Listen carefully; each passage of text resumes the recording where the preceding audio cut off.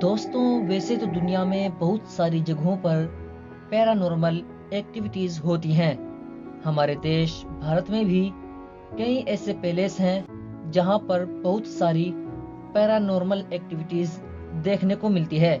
उन्हीं जगहों में से एक जगह है भानगढ़ का किला। दोस्तों, ये किला राजस्थान के अलवर जिले में है। दोस्तों, हमारे देश में जब भी हॉन्टेड पैलेस की बात की जाती है तो सबसे पहले भानगढ़ किले का नाम आता है। राजस्थान में मौजूद ये किला 500 साल पुराना है। 500 साल पुराने इस किले का खौफ आज भी लोगों के दिलो दिमाग में बैठा हुआ है।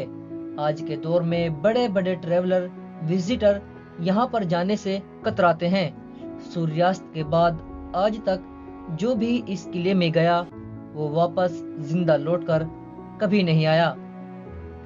दोस्तों, हम हमेशा अपनी वीडियो में ऐसा ही अमेजिंग और यूनिक कंटेंट लेकर आते हैं। अगर आप भी ऐसा कंटेंट देखना और सुनना पसंद करते हैं तो जल्दी से SF नेटवर्क चैनल को सब्सक्राइब कर लीजिए और बगल वाले घंटी को भी दबा दीजिए, जिससे हमारी आने वाली हर वीडियो की नोटिफिकेशन आपको मिल जाया करेगी।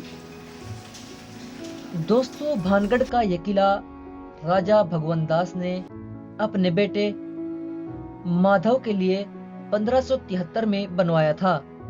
जब यह किला बनाया गया था उस वक्त किला बहुत ही आलीशान हुआ करता था। इस किले में चारों ओर सिपाहियों की 4 टुकड़ी हमेशा रहा करती थी।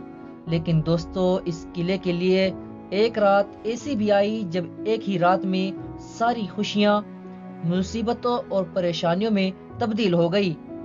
एक ही रात में बहुत ही खुशहाल नजर आने वाला यह किला भूतिया किले में तब्दील हो गया। लोगों के दिलों में ऐसा खौफ बैठ गया था कि लोगों ने इस किले को छोड़ना शुरू कर दिया था। दोस्तों, कुछ अरसे के बाद नतीजा ये मिला कि यह किला पूरे तरीके से खंडर में तब्दील हो गया। दोस्तों, 500 साल के करीब हो गए, आज भी ये किला ऐसे ही वीरान पड़ा हुआ है, जो देखने में बहुत ही खौफनाक और भयानक नजर आता है। इस किले के बारे में लोगों का ये कहना है कि इस किले के अंदर से लोगों के चीखने चिल्लाने की आवाजें आती हैं, मानो कोई किसी को मार रहा हो, कोई किसी पर जुल्म कर रहा हो। कुछ लोगों का तो ये भी कहना है कि आज तक रात के समय में जो भी इस किले में गया वो फिर कभी वापस लौटकर नहीं आया। यही वजह है कि बहुत कम लोग ही इस किले को देखने आते हैं। ये सब सुनने के बाद आपके मन में ये सवाल जरूर आया होगा कि इस किले के साथ आखिर उस रात को क्या हुआ था। इस किले के बारे में लोगों के अलग अलग विचार हैं, लेकिन उन सभी विचारों में जो सबसे ज्यादा फेमस है वो है राजकुमारी रत्नावती की स्टोरी।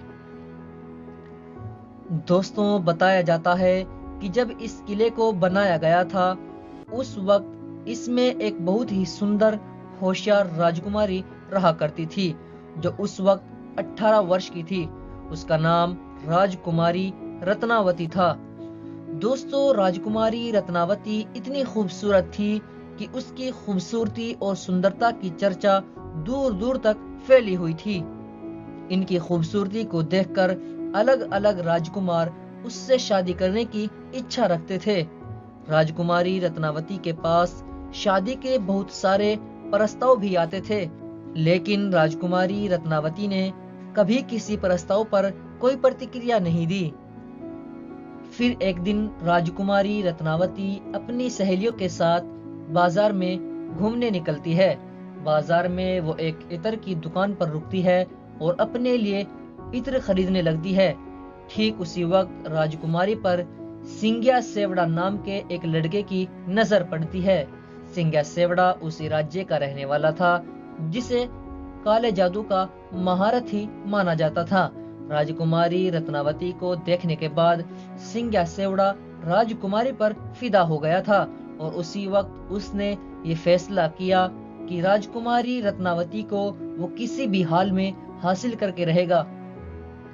अब चूंकि वो तंत्र मंत्र और काले जादू का विद्वान था, इसीलिए उसने राजकुमारी को जो इत्र पसंद आए थे उनमें से एक बोतल उठाकर उस पर तंत्र मंत्र पढ़कर वापस से वहीं रख दिया।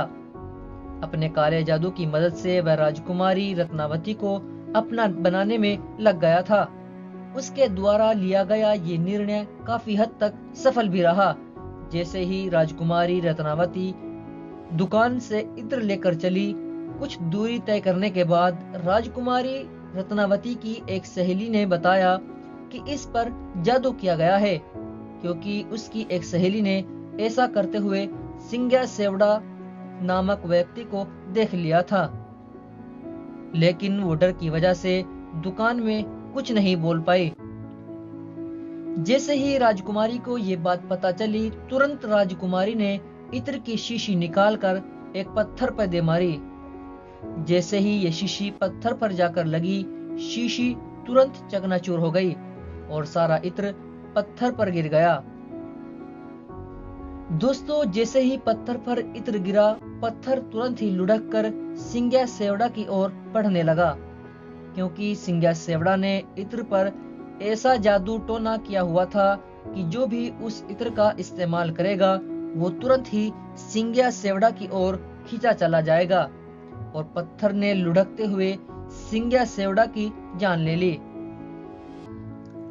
अपनी मौत को करीब से देखकर तांत्रिक सिंग्या सेवड़ा ने यह श्राप दे दिया कि जल्द ही राजकुमारी समेत इस किले में रहने वाले लोग दर्दनाक हादसे में मारे जाएंगे और उन सभी की आत्माएं इस किले में हमेशा के लिए भटकती फिरेंगी। दोस्तों, कुछ समय बाद भानगढ़ और अजबगढ़ के बीच युद्ध छिड़ गया।